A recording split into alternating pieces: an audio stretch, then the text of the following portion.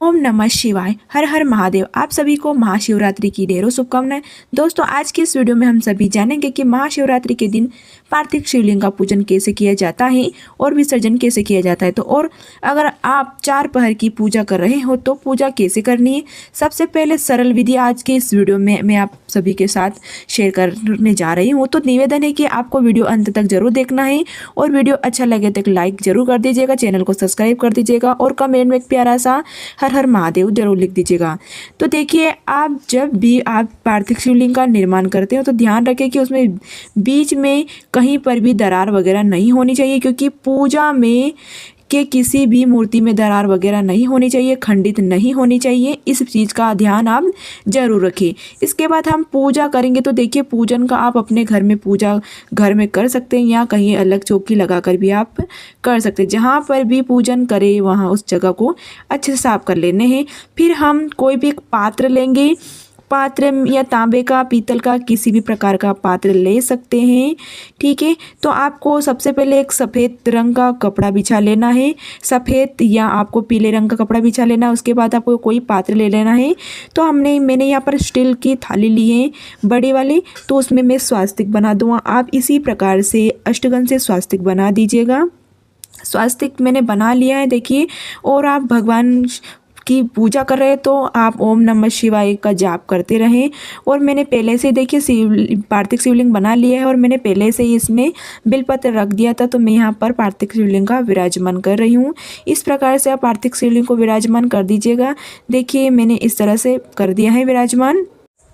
देखिए, शिवलिंग को मैंने थोड़े से एक प्लेट के ऊपर विराजमान किया है ताकि हम यहाँ पर अभिषेक करें तो ये मूर्ति गले नहीं, क्योंकि ये मिट्टी की है तो गलने का बहुत चांस रहता है, तो इसे गले नहीं, इसलिए मैं यहाँ पर ऊपर थोड़ी सी ऊंचाई पर एक विराजमान करूँगी।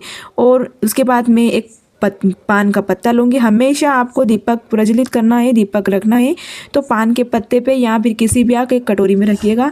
पान का पत्ता बहुत शुभ होता है, तो अब मैंने ये पान के पत्ते लिए हैं तो मैंने वहाँ पर एक दीपक रख दिया है।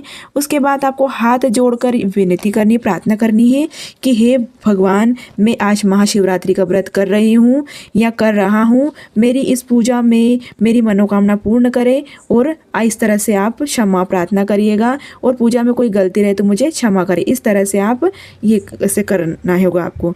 और उसके बाद क्या है कि आप चाहे तो पंचामृत बना लीजिएगा, नहीं आप पंचामृत नहीं बनाए तो आपको अलग अलग भी आप अभिषेक कर सकते हैं। तो मैंने यहाँ पर सबसे पहले मैं जल से भगवान शिव का अभिषेक करूँगी, पार्थिव शिवलिंग का। इस प्रकार से आप ओम नमः शिवाय मंत्र का जाप करते हुए भगवान का जल अभिषेक करें। फिर हाथ जोड़ लें। हाथ जोड़ने के बाद फिर आप यहाँ पर भगवान को पंचामृत से स्नान कराएं। ओम नमः शिवाय, ओम नमः शिवाय, इस तरह मंत्र का आप जाप करें। ठीक है, आप चाहे तो यहाँ अलग अलग शिव परिवार की भी मूर्तियाँ बना सकते हो, नहीं बनाए तो कोई बात नहीं, क्योंकि बिलपत्र में है नहीं पूरे शिव परिवार समा हुआ है, तो आप बिलपत्र बहुत ही शुभ है। और भगवान शिव को बिलपत्र अति प्रिय, क्योंकि बिलपत्र में भगवान का पूरा परिवार उनके साथ में है। उसके बाद मैंने यहाँ पर जलाभिषेक कर दिया है, पंचामृत से कर दिया है। उसके बाद मैं यहाँ पर शहद से भगवान को शहद स्नान कराऊंगी। उसके बाद आपको अपने जो शक्कर है, आप शक्कर से भी भगवान का अभिषेक करिएगा, बड़े भाव से अभिषेक करिएगा, क्योंकि हमारे भगवान भोलेनाथ तो सबके भोलेनाथ हैं। के बाद फिर आप जल से उन्हें स्नान करा दीजिएगा, यानी कि अभिषेक करा दीजिएगा।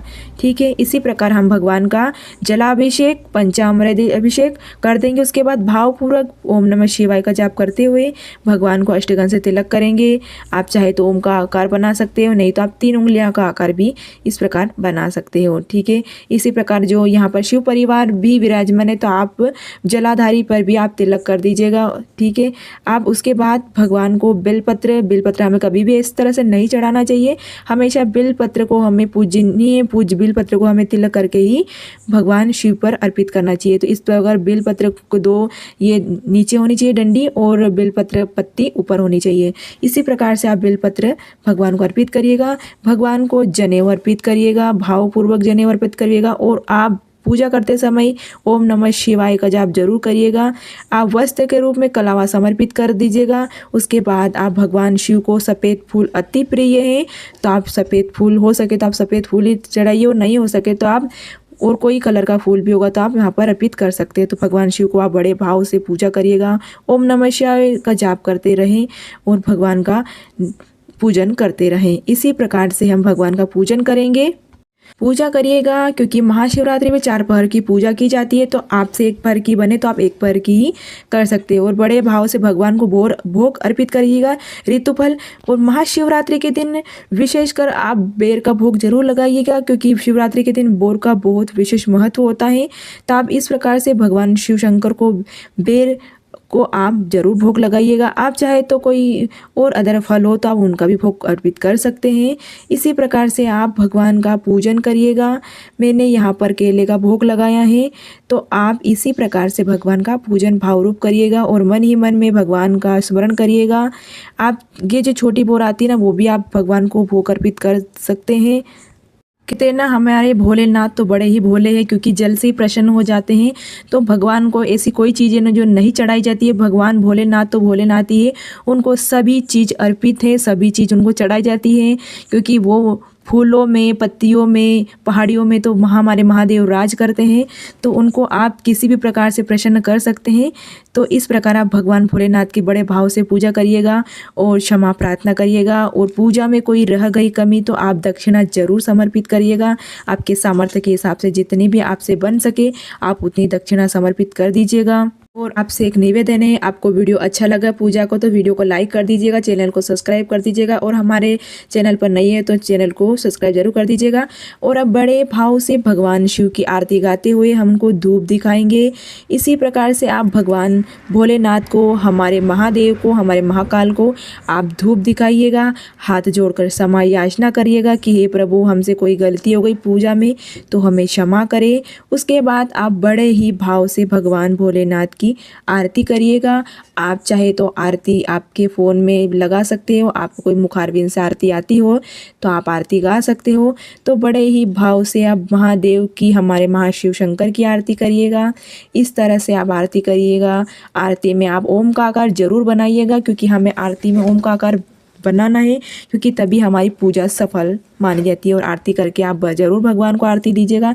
इसी प्रकार हमारी पूजा सफल हुई। अब भक्तों, आपको मेरा वीडियो अच्छा लगा तो लाइक कर दीजिएगा, चैनल को सब्सक्राइब कर दीजिएगा। अब मैं आपको बताऊंगी कि विसर्जन आपको किस तरह से करना है।